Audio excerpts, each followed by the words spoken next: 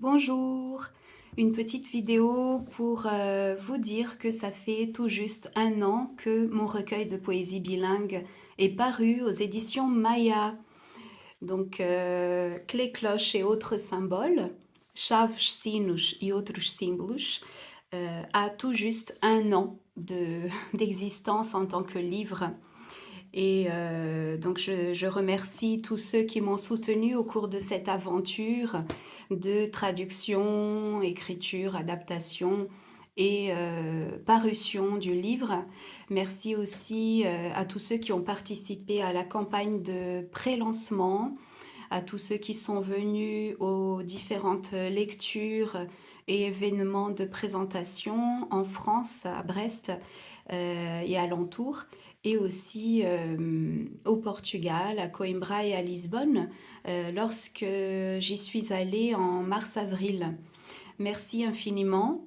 Je suis toujours très contente et ravie de participer à des rencontres, de discuter avec les gens, d'avoir des retours et de pouvoir aussi euh, répondre aux questions parce qu'elles sont toujours pertinentes et intéressantes et elles m'apportent aussi plein de nouvelles perspectives, de nouveaux horizons. Donc c'est toujours très très riche de pouvoir rencontrer le public et partager autour d'une création. Donc je reste d'ailleurs ouverte à d'autres possibilités de collaboration.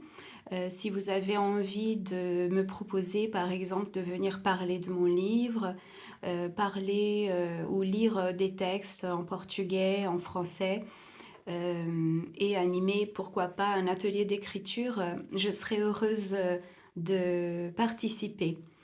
Donc voilà, je vous laisse avec cette proposition, cette idée.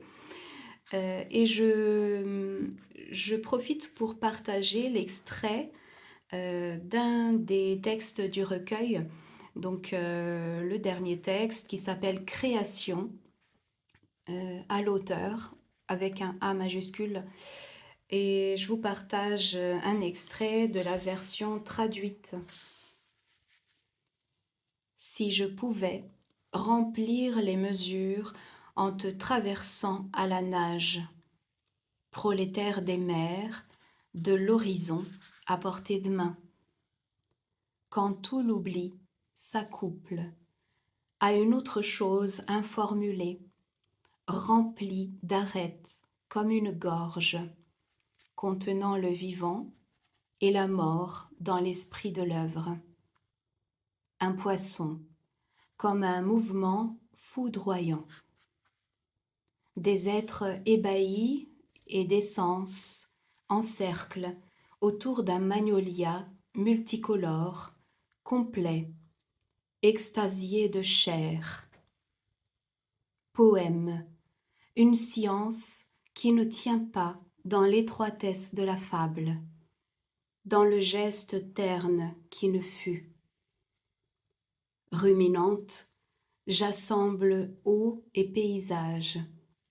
J'habite la lumière de l'intérieur, comme à l'origine.